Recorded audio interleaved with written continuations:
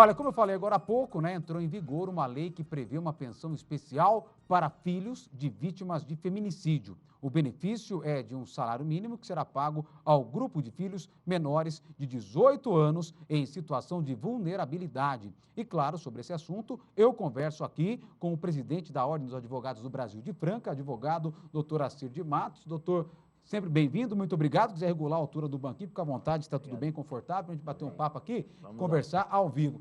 Doutor, primeiro, obrigado pela sua presença aqui ao vivo no Balanço Geral. E é uma lei que já está em vigor, ela entrou, começou a vigorar há pouco tempo, doutor? Boa tarde.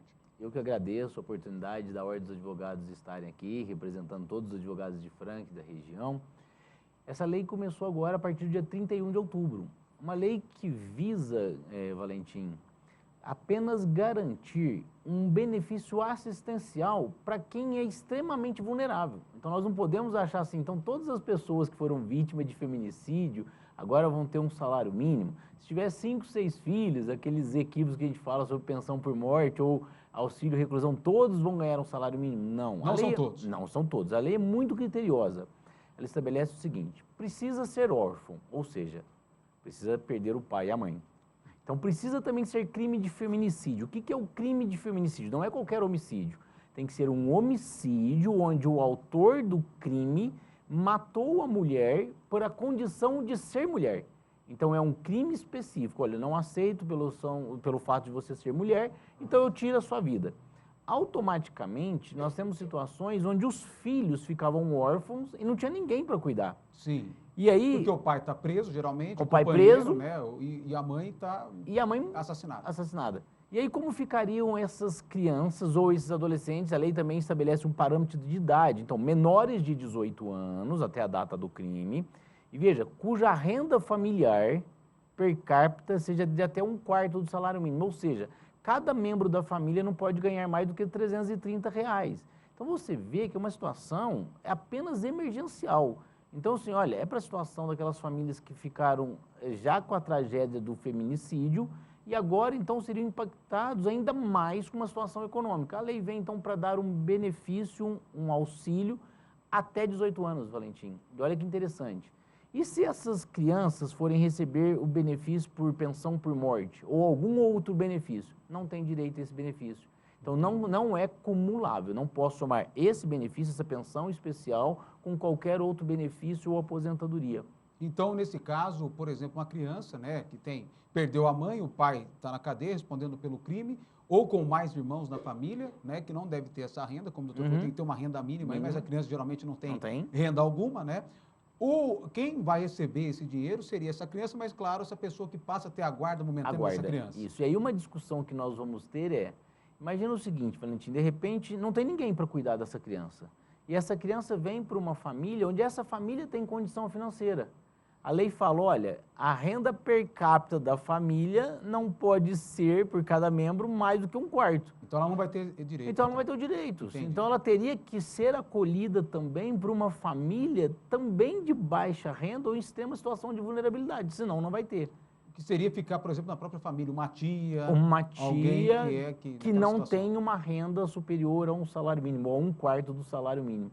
Então, veja, é mais ou menos o que a gente vê com aqueles benefícios para pessoas que são extremamente vulneráveis, né? O critério é o mesmo. Então, só aumentou um critério de que, se essa criança passou a ser órfã, ou seja, não tem nem pai nem mãe, em razão do feminicídio, ela teria um direito a um benefício assistencial até que ela complete 18 anos. Doutor, muita gente está assistindo a gente agora, né? E às vezes, infelizmente, acabou tendo um caso desse na família, até tem essas crianças que estão aí sob a guarda dessas pessoas, de tias, de primos, enfim, de parentes, né? E querem ter mais acesso, mais detalhes para ter esse benefício. Como que faz, doutor? Tem que procurar um advogado, pode procurar direto o fórum, qual que é o caminho? Pode procurar diretamente no INSS, tem o telefone 135, ou, na dúvida, procurar um advogado. A gente sempre fala de procurar um advogado, porque o advogado consegue até fazer um planejamento, de dar uma orientação, olha, esse benefício é importante, dá para você ter esse benefício com mais esse outro benefício. Então, procurar um advogado é sempre bom, até mesmo como cautela, como prevenção. E quando o caso ainda não foi julgado, por exemplo, doutor, se às vezes o autor do feminicídio continua em liberdade, ele está recorrendo, ainda não caiu aí em última instância para ser julgado, ser condenado, o pai, que é suspeito de ter cometido o crime, ele pode ter acesso a esse benefício dos filhos? Olha, bem perguntado, né? Não pode. A lei fala que ele tem que ser órfão. Entendi. Então, a não ser que o entendimento depois venha assim, não, olha, a mãe faleceu, mas o pai está vivo, ele poderia ter o benefício. Penso que não é esse o objetivo, porque se o pai está vivo e sai em liberdade, ele é obrigado a pagar a pensão. Então, se ele é obrigado a pagar a pensão, não tem por que você ter esse benefício assistencial. E tem um outro fator também, se o pai também for preso e essa criança, né, tiver direito ao auxílio reclusão, também não vai ter direito a esse benefício. Essa pensão é uma pensão especial para quem realmente não tem nenhum outro benefício assistencial, que não tem qualquer caráter de sobrevivência. Então, para não deixar na extrema miséria, colocou-se esse benefício de até um salário mínimo. E é até importante reforçar, doutor, com a sua presença aqui, para a gente não precisar desse benefício e não chegar a esse extremo, né, de um feminicídio. Muitas mulheres são vítimas diariamente de atentados, né, de indícios aí que isso pode terminar numa tragédia e acabam não procurando a polícia ou procurando a justiça, né, doutor? O ideal, Valentim, é que a gente não romantize a violência. A gente precisa ter muito claro isso. Como é que tem que ser um relacionamento? Ele tem que ser saudável a partir do momento que tem um empurrão, um tapa, uma ofensa, porque a Lei Maria da Penha, ela trouxe inúmeros tipos de violência. Veja, não é só violência física, você tem uma violência emocional, Tiago. Imagina um homem que chega e fala assim, você não vai ter ninguém, se eu te largar você não vai ser nada, olha quem você é. Quer dizer, isso é uma violência que você precisa tomar cuidado com isso. E se torna diária. E diária. E aí a mulher entra, de repente, numa situação onde ela aceita aquilo como verdade. Então, violência emocional, psicológica, violência patrimonial, Tiago.